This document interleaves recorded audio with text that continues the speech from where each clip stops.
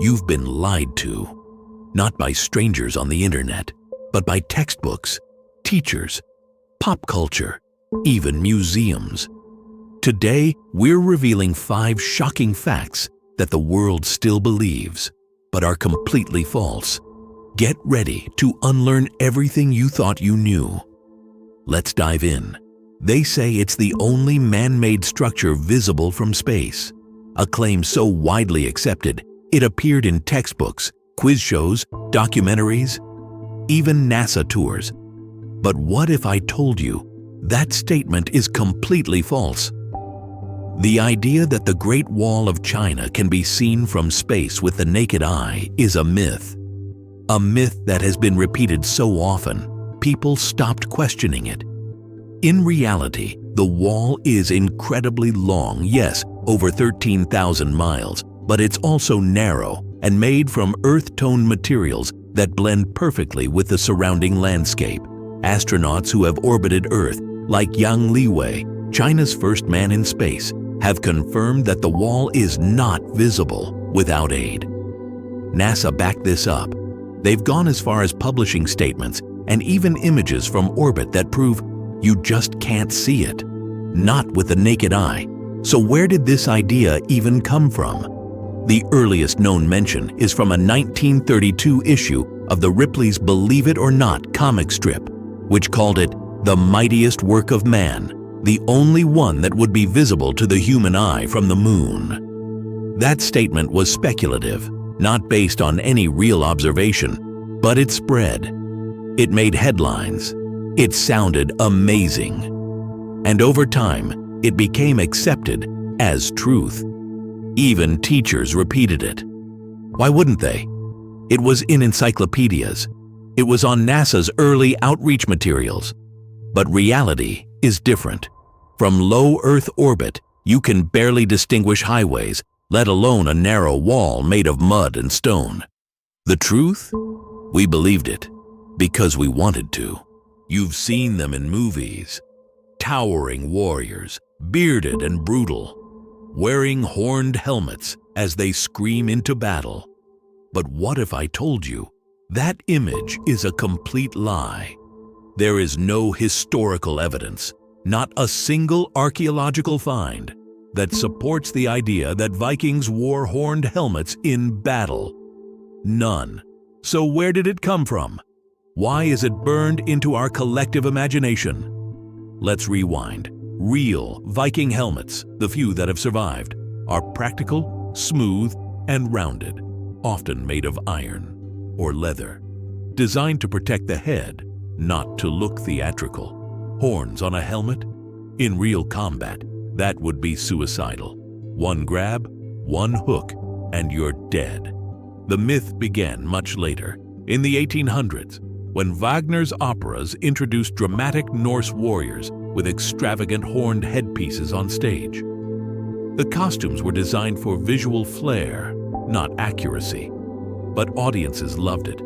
That image stuck. It spread to paintings, posters, pulp fiction, and finally into Hollywood.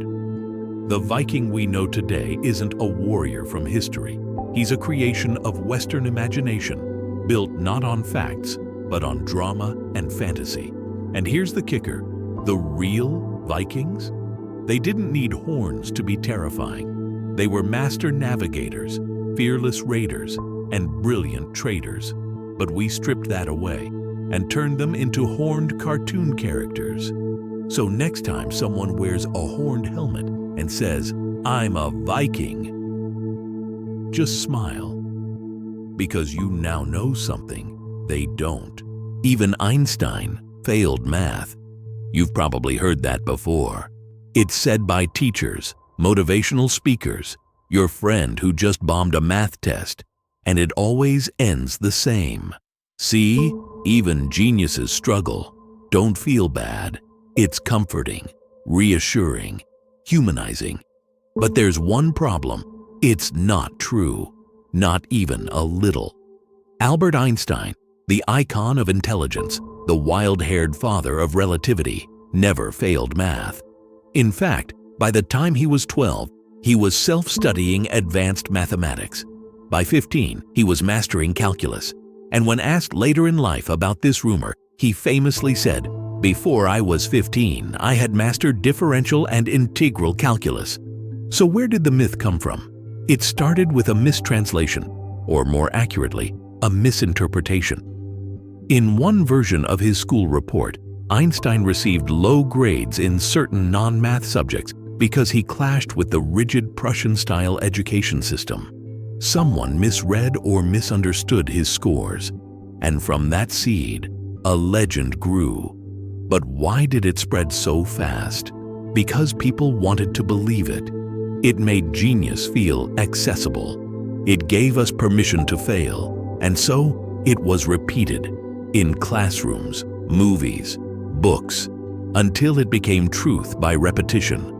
But the real Einstein?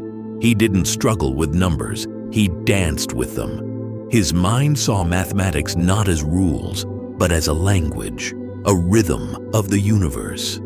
And that's something far more inspiring than any comforting lie. He's one of the most powerful men in modern history. He conquered Europe, toppled monarchies, and crowned himself emperor. But when we hear the name Napoleon, most people think of just one thing. He was short. That's how he's portrayed in movies, cartoons, even psychology, the Napoleon complex. But what if I told you it was all part of a carefully crafted insult? Because Napoleon Bonaparte was never short. According to most modern historians, Napoleon stood about 5 feet 7 inches, 1.69 meters, which was average height for a Frenchman in the 19th century. So how did this myth begin? It started with confusion over measurement systems. In France, height was recorded using French inches, which are longer than British inches. When British reports noted Napoleon's height as 5'2", people assumed he was tiny, but in reality, that number was using French units. Once converted, he was actually 5 feet 7 inches, just like many soldiers and officers of his time.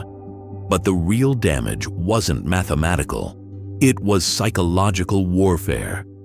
The British, locked in bitter conflict with Napoleon for years, seized the opportunity.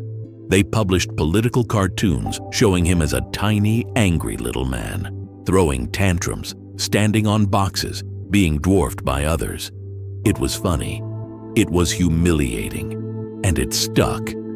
Even today, over 200 years later, the image of Napoleon as the little emperor lives on. Not because it was true, but because it was effective. So next time someone mocks his height, remember, they're not quoting history. They're quoting propaganda. The image is iconic.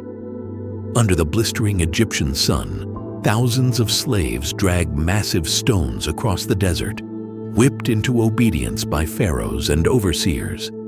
You've seen it in movies, textbooks, even cartoons. A civilization built on cruelty. But what if that image was never true? For centuries, people believed that the pyramids of Giza were constructed by slaves, poor, miserable laborers forced into building tombs for kings. But modern archaeology says otherwise. In the 1990s, excavations near the pyramids uncovered something no one expected. Tombs, not of royalty, but of the builders. These graves were carefully constructed with food offerings, tools, even personal belongings. You don't bury slaves with honor. You bury people you respect.